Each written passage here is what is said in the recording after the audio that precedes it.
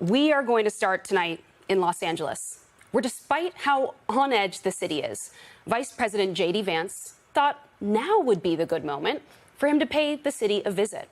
Just last night, the Ninth Circuit Court of Appeals ruled that Trump will be allowed to maintain control of the more than 4,000 members of the California National Guard, while legal challenges to the constitutionality of that setup work their way through the courts. That ruling also keeps the door open for Trump to send the same kind of federalized military force we're seeing in Los Angeles into other cities, even if their local leaders object. Vice President Vance made sure to make that point today during his visit. And I think what the Ninth Circuit said very clearly is when the president makes a determination that you've got to send in certain federal officials to protect people, that determination was legitimate, and the president's going to do it again if he has to. Part of what Vice President Vance was doing in LA today was trying to justify why they still need so many troops there. Because right now, the streets of Los Angeles are actually quiet. There are no riots. There was never really a clear reason to send in the National Guard and Marines to begin with, but even the pretense of that excuse has gone. But Trump and Vance still want that military force on the streets of LA for their immigration agenda. And they want to lay the groundwork to send more troops to more American cities. So they're pushing this fantasy that Los Angeles is still under imminent threat. Unfortunately, a lot of these federal buildings were under very serious threat. I heard about a lot of that during my tour here today. I think there's some good news, and the good news is the rioting has gotten a lot better. But the bad news is, as I heard from everybody, unfortunately, the soldiers and Marines are still very much a necessary part of what's going on here because they're worried that it's going to flare back up. If Vice President Vance were to actually speak to the people of Los Angeles today, he would very likely hear that a lot of communities across the city do feel very threatened right now. But they don't feel threatened by protesters. They feel threatened by this administration.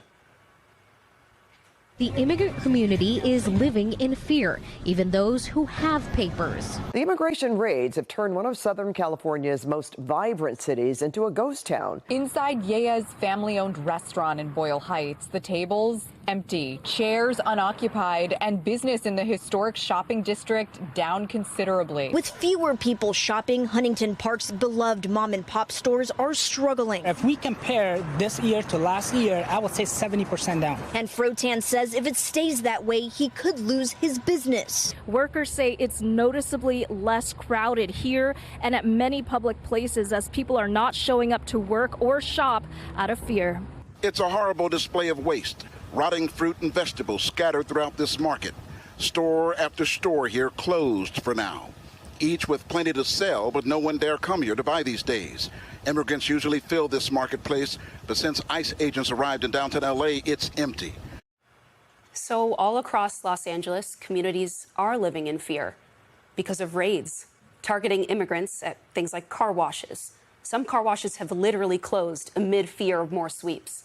Mayor Karen Bass told the LA Times that the streets in some neighborhoods were so empty, they reminded her of COVID. The LA Times reports today that healthcare groups are noticing a substantial and concerning uptick in no-shows. People missing things like childhood vaccinations, blood sugar checks, abandoning medications at pharmacies because they are afraid. The LA Times wrote an entire article to help parents answer their children's questions about ICE raids. Quote, will mom get detained? Fear is a hard thing to quantify. It's hard to show you statistics or data to give you the scale of something like the fear in LA's immigrant communities. But we do have this.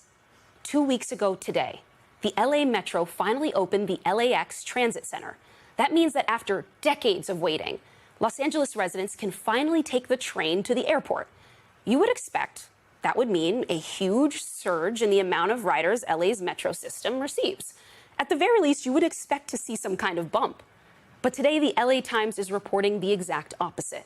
Metro officials tell the Times that there's been a 10 to 15% decline in bus and rail ridership since this new wave of immigration enforcement activities began. There have been rumors of ICE targeting buses and trains for weeks now. Rumors that were unfortunately proven true on Wednesday in the city of Pasadena in northeastern LA. Wednesday morning, masked, armed men arrested 6 people at a bus stop. Even today, 2 days later, local press cannot say for certain that those masked men were federal agents. I should say we're essentially certain those men were federal immigration agents, but the men showed no ID, and the federal government has yet so far to actually confirm it was them. The city of Pasadena is now investigating part of that raid. The moment you can see here, where one of the men points a gun at a bystander after that bystander attempted to take a photo of his car's license plate. The mayor of Pasadena says the city and its police chief have been trying for 2 days to get a response from ICE or DHS about this incident. They have not heard back. A huge part of why all of this has been so terrifying for communities across Los Angeles is that these raids are being carried out by heavily militarized, often masked federal agents. And the justification from the Trump administration about why all that is the case is that the administration claims the people they're rounding up and accosting are primarily hardened criminals.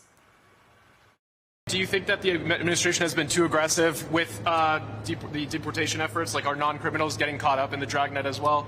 No, look, I don't think that we've been too aggressive at all. We've got a lot of bad people in the United States of America that we've got to do the job of getting out of our country. That was Vice President Vance pushing that line of logic just this afternoon.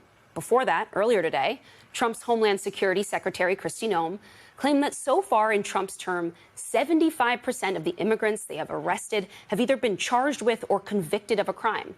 Noem then cherry-picked some examples of violent criminals ICE has arrested to paint this picture that the vast majority of the people federal agents are arresting right now are dangerous. But that is simply not the truth. Today, the Cato Institute obtained non-public data from ICE showing that 65% of the people ICE has obtained since October had no convictions at all. And the number of convicted of violent crime, the number of people convicted of violent crime, even smaller. Only 7% of the people detained since October had violent convictions. 7%. That is data from October to last week. And just so you don't think there's some huge anomaly between October and when Trump actually took office that's skewing all this data, check out this chart from the American Immigration Council. This is the percent of people detained by ICE with no criminal record at all. Right as Trump takes office, you see there, it just skyrockets. And of course it has. They are just picking people up off the street in many cases. And it isn't even just immigrants that are getting caught up in the federal immigration dragnet here.